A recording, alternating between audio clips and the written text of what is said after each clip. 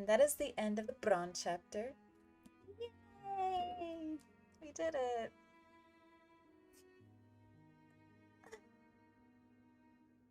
Big stits! Yeah! We're gonna continue to the next chapter.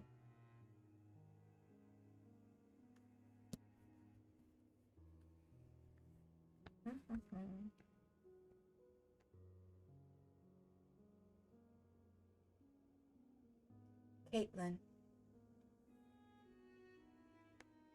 Catelyn had never liked this God's Wood. She had been born a Tully at River Run, far to the south on the red fork of the 𝘠𝘕𝘠𝘦.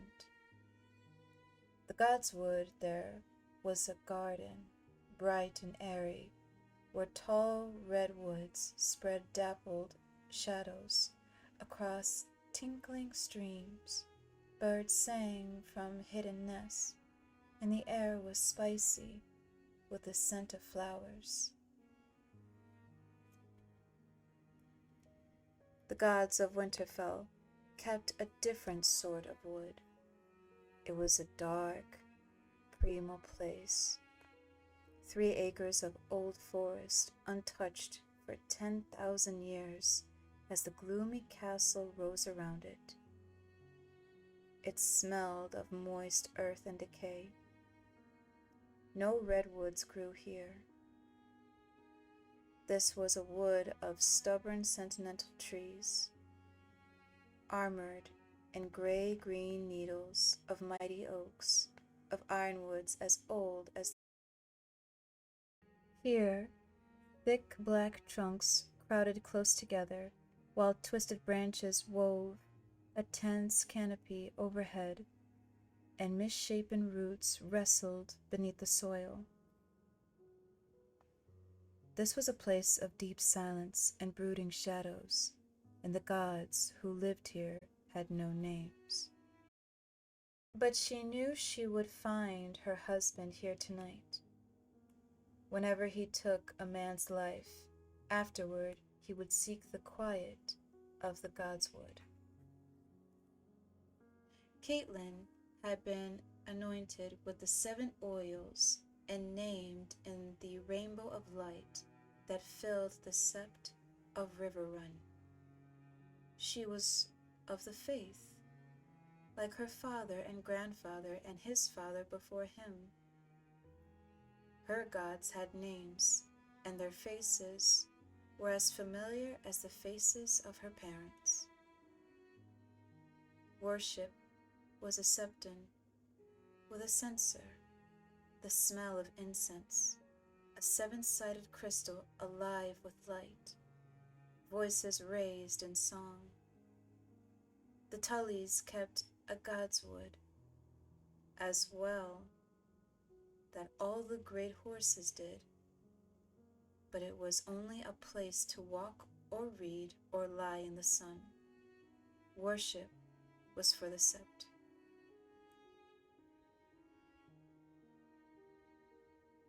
For her sake, Ned had built a small sept where she might sing to the 7 faces of God, but the blood of the first men still flowed in the veins of the Starks, and his own gods were the old ones, the nameless, faceless gods of the green wood they shared with the vanished children of the forest.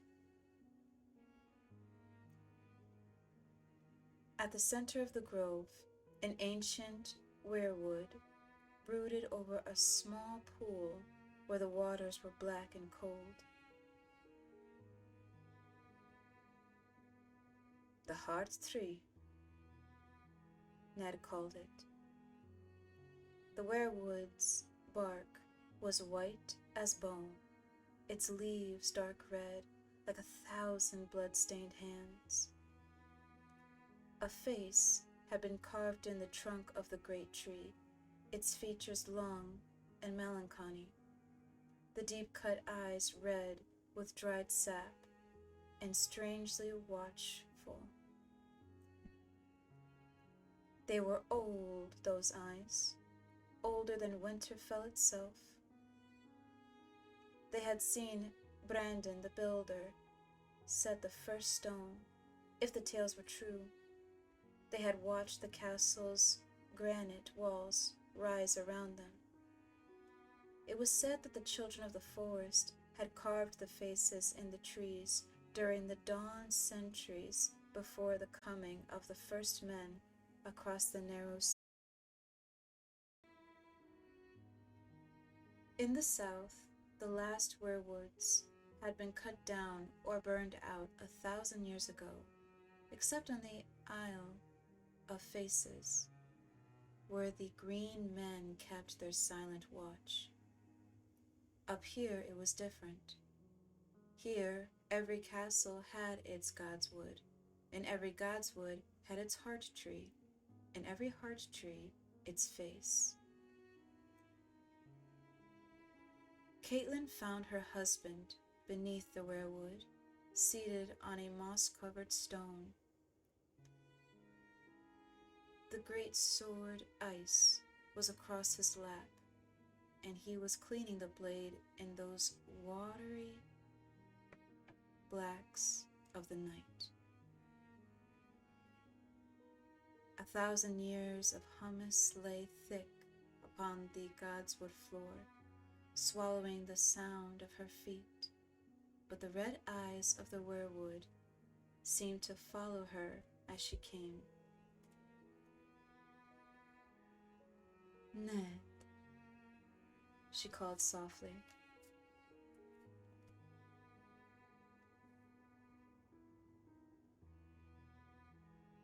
He lifted his head to look at her.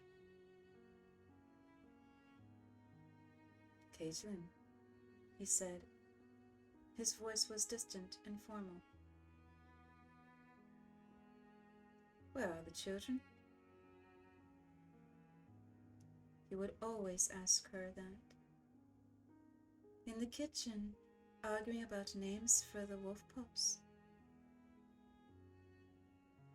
She spread her cloak on the forest floor and sat beside the pool, her back to the weirwood. She could feel the eyes watching her, but she did her best to ignore them.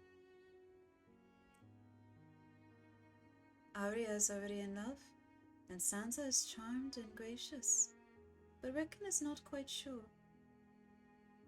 "Is he afraid?" Ned asked. "A little," she admitted. "He is only 3. Ned frowned. "He must learn to face his fears. He will not be 3 forever, and winter is coming." "Yes," Catelyn agreed. The words gave her a chill, as they always did. The Stark words. Every noble house had its words. Family mottos, touchstones, prayers of sorts. They boasted of honor and glory, promised loyalty and truth, swore faith and courage. All but the Starks. "Winter is coming," said the Stark words. Not for the first time, she reflected on what a strange people these Northerners were.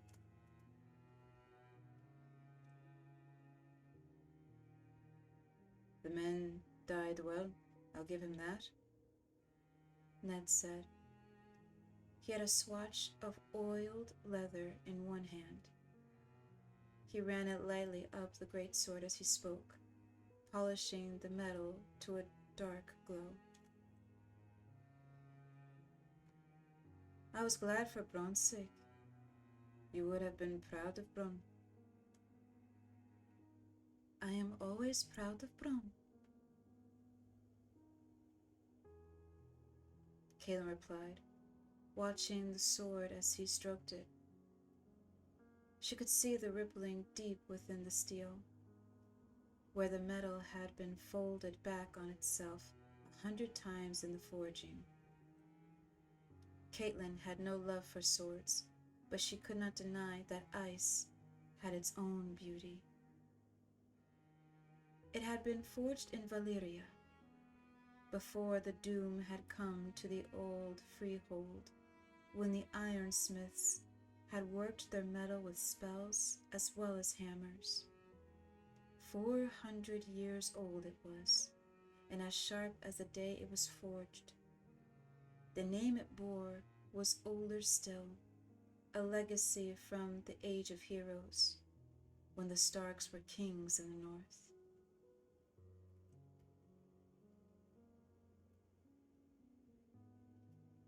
It was the 4th this year, Ned said grimly. The poor man was half mad.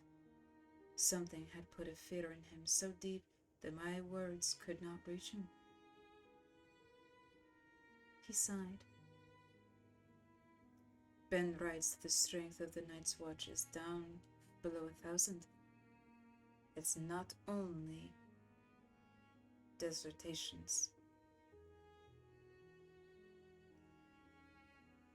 They are losing men on rangings as well. Is it the wildlings? She asked. Who else? Ned lifted ice, looked down the cool steel length of it. And it will only grow worse. The day may come when I will have no choice but to call the banners and ride north to deal with this king beyond the wall for all good and all. Beyond the wall? The thought made Catelyn shudder. Ned saw the dread on her face.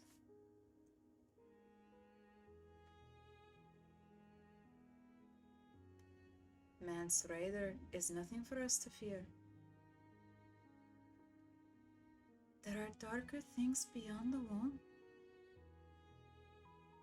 She glanced behind her at the heart tree, the pale bark and red eyes, watching, listening, thinking its long, slow thoughts.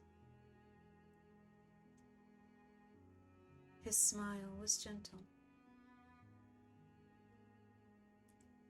You listen to too many of old Nan's stories. The others are as dead as the children of the forest, gone 800 years. 𝘕𝘄𝘃𝘠 will tell you they never lived at all. No living man has ever seen one. Until this morning, no living man had ever seen a direwolf either. Catelyn reminded him. I ought to know better than to argue with a �々, he said, with a rueful smile. He slid ice back into its sheath. You did not come here to tell me cribs tales. I know how little you like this place. What is it, my lady? Catelyn took her husband's hand. There was grievous news today, my lord. I did not wish to trouble you until you had cleansed yourself. There was no way to soften the blow, so she had to tell him straight.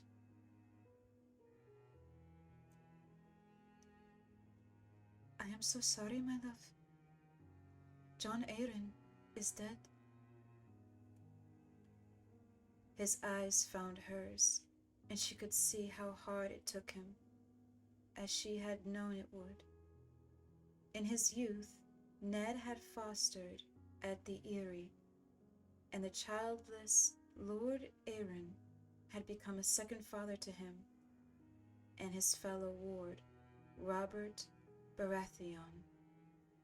When the mad King Aerys II Targaryen had demanded their heads, the Lord of the Eyrie had raised his moon and falcon banners and reveled, rather than give up those he had pledged to protect.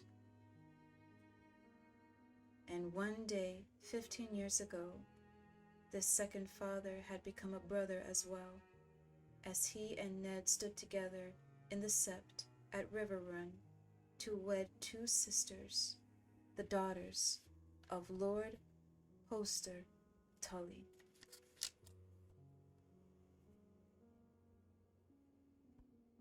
John, he said, is this news certain? It was the king's seal, and the letter is in Robert's own hand. I saved it for you. He said Lord Arryn was taken quickly. Even Maester Paisel was helpless, but he brought the milk of the poppy, so John did not linger long in pain. That is some small mercy, I suppose, he said. She could see the grief on his face, but even then he thought first of her. Your sister, he said, and John's boy, what word of them? The message said only that they were well and had returned to the 𝘕𝘗. Catelyn said, I wish they had gone to Riverrun instead. The 𝘕𝘗 is high and lonely, and it was ever her husband's place, not hers. Lord John's memory will haunt each stone. I know my sister. She needs the comfort of family and friends around her. Your uncle waits in the well, does he not? John named him Knight of the Gate, I heard. Catelyn nodded. Bryden will do what he can for her and for the boy. That is some comfort. But still. Go to her, Ned urged. Take the children. Fill her walls with noise and shouts and laughter. That boy of hers needs other children around him, and Lisa should not be alone in her grief. Would that I could, Catelyn said. The letter had other tidings. The king is riding to Winterfell to seek you out. It took Ned a moment to comprehend her words, but when the understanding came, the darkness left his eyes. Robert is coming here? When she nodded, a smile broke his face. Catelyn wished she could share his joy, but she had heard the talk in the yards, a dire wolf dead in the snow, a broken antler in his throat. Dread coiled within her like a snake, but she forced herself to smile at this man she loved, this man who put no faith in signs. I knew that would please you, she said. We should send word to your brother on the wall. Yes, of course, he agreed. Ben will want to know to be here. I shall tell Maester Luwin to send his swiftest bird. Ned rose and pulled her to her feet. Damnation! How many years has it been? And he gives us no more notice than this? How many in his party did the message say?